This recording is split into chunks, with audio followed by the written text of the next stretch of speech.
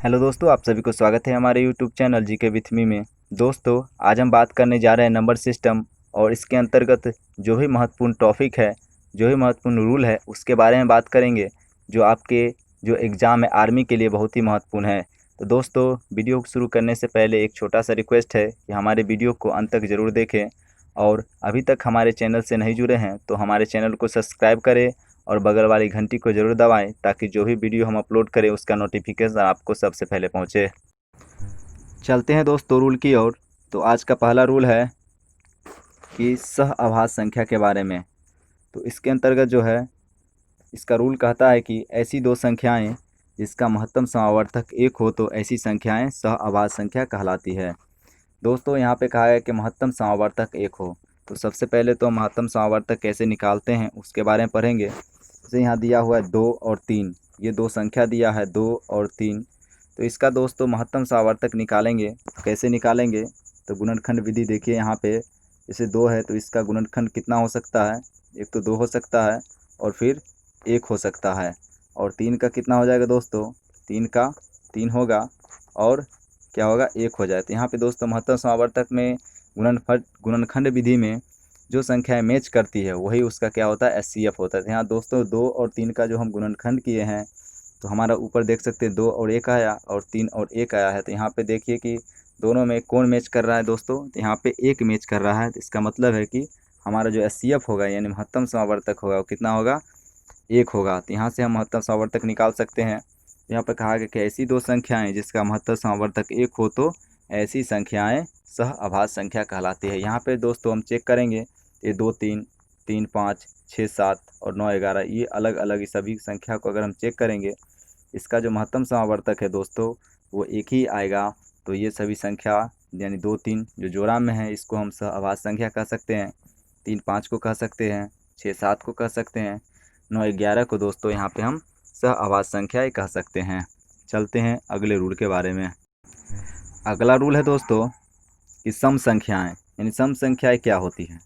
तो जो प्राकृत संख्याएं 2 से पूर्णतः विभक्त हो जाए उसे सम संख्याएं कहते हैं। यानी कोई भी हम संख्या लेंगे, अगर वह 2 से पूर्णतः विभक्त यानी 2 से पूर्णतः हुआ कटता है तो वो संख्याएं सम संख्याएं हो गए। इससे पहले वाले वीडियो में दोस्तों हमने पढ़ा था कि दो से कटने का नियम यानी 2 से विभक्त होने का नियम, तो पिछली वीडियो में हमने पढ़ चुका है।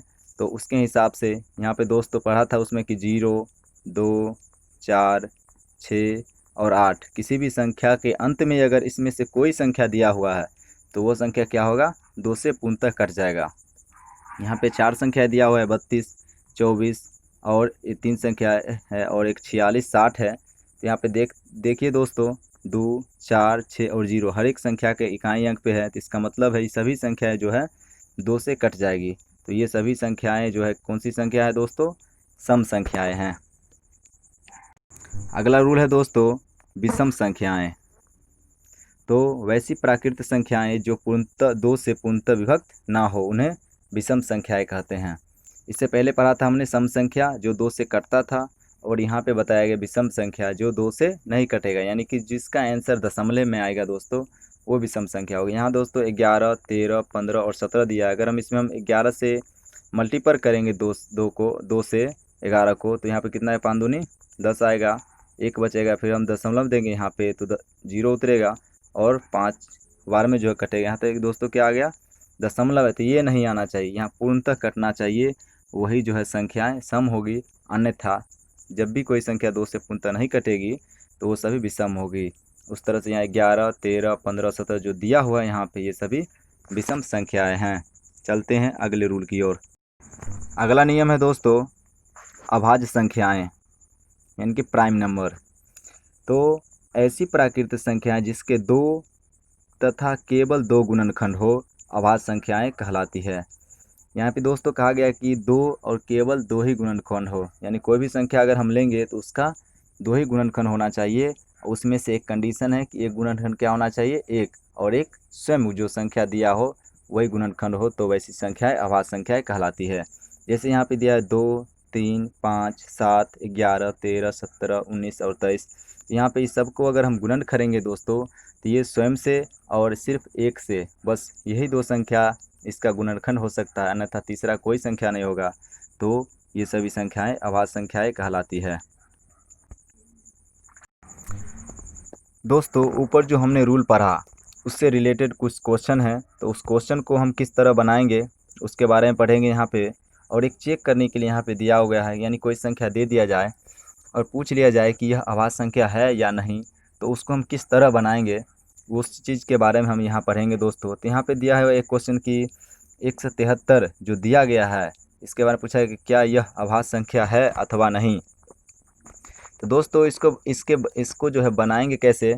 सबसे पहले 173 जो दिया गया है, तो इसके नज़दीक यानी इससे बड़ा ऐसा कौन सा संख्या लें जिसको स्क्वायर करने पर यानी जिसको वर्ग करने पर जो है इससे बड़ा होना चाहिए। तो यहाँ पे एक संख्या हम लेते हैं दोस्तों 14, तो इसको अगर हम वर्ग करेंगे तो ये कितना हो जाएगा 196 दोस्तों, 196 हो जाएगा। अब ये 14 196 हो गया। अगर हम मान लीजिए 13 लेते हैं 13, तो हमारा कितना 169 आएगा, जो क्या हो गया इससे छोटा हो जाएगा। तो हमको छोटा वर्ग नहीं लेना है, ऐसी संख्या चुनना है जिसका वर्ग जो है यहाँ पे जिसके बारे में पूछा जाए कि इसका अभाज्य है या नहीं है, तो उससे क्या लेना है, बड़ा होना चाहिए उसका स्क्वायर। तो हम यहाँ पे 14 लिए जिसका स्क्वायर क्या है 173 से बड़ा है। आप यहाँ पे 14 से छोटा जितना भी अभाज्य संख्या है उसको क्या करेंगे दोस्तों, हम लिखेंगे यहाँ पे। तो 14 से छोटा कितना भी अभाज्य संख्या, एक तो 2 हो जाएगा, एक तो हमारा 2 हो जाएगा, उसके बाद 3 हो जाएगा, उसके बाद 5 हो जाएगा, उसके बाद 7 हो जाएगा, उसके बाद 9 नहीं होगा दोस्तों, क्योंकि यह 3 से भी कट जाएगा और 9 से, तो ये अभाज्य संख्या नहीं होगा। उसके बाद क्या होगा 11 और खुद क्या होगा 13 होगा, इतना होगा। तो देखते हैं दोस्तों क्या ये सभी संख्याएं से अगर इसमें भाग लग गया तो ये क्या होगा, अभाज्य संख्या नहीं होगा।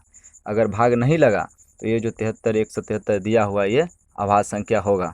2 से तो इसमें लग नहीं सकता है क्योंकि इसमें लास्ट में 0 2 4 6 8 है नहीं। 3 से अंकों का योग 9 नहीं पूरेगा, 7 3 10 पूरा, इसका मतलब 3 से भी भाग नहीं लगेगा। 5 से, तो 5 से भाग लगने का नियम हमने पढ़ा था कि लास्ट में क्या होना चाहिए 0 और 5 होना चाहिए, तो यहाँ 5 से भी नहीं लगेगा। और 7 से ला के देखते हैं दोस्तों, तो 7 दूनी 14, कितना बचा 3, और ये उतरा 3, यानी कि 7 से भी नहीं लगेगा।